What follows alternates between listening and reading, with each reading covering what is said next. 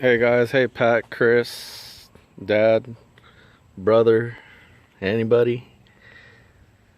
Well, here's the finished product. What I did is I put another USB plug in my car. So there it is, running through a firewall. I didn't puncture that seal. I unwrapped the duct tape that was there, and then I fished it through with a coat hanger.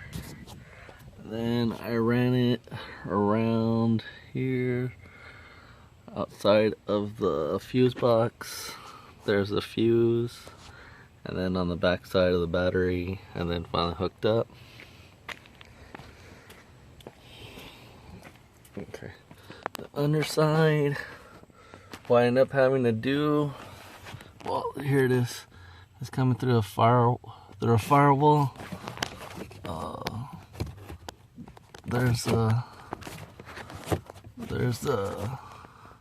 thing. You see how I didn't puncture it because it already has that hole in there. I just fed it along with the other wires, and then I ran it up over the driving console, and I ran it down where I guess where the driver's pedal is. I ran it down with that wire. Okay, that right there, I did ground it right there, because I couldn't open my center console. I couldn't take it apart, but because I'm such an awesome fisher, I fished it with a wire hanger through here. Well, actually, okay, I drilled a hole underneath where the plug's at. I already filled it up with my junk again. But underneath where the plug, there's a little hole. I fished it through there. And through the little hole right here, I had the flashlight right here because I pulled this out. You just gotta pull real hard.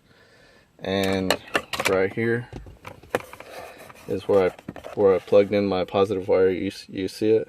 You see it right there. So that's just a plastic cover. That's weird. I thought, I mean, for it being a newer car, I didn't think it'd be that accessible.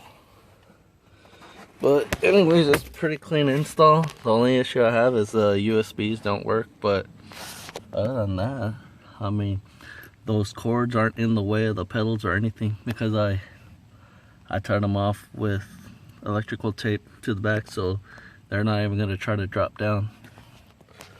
But I wanted you guys to see that I did it. It's finally installed. So that project's done. I'll add pictures to this too.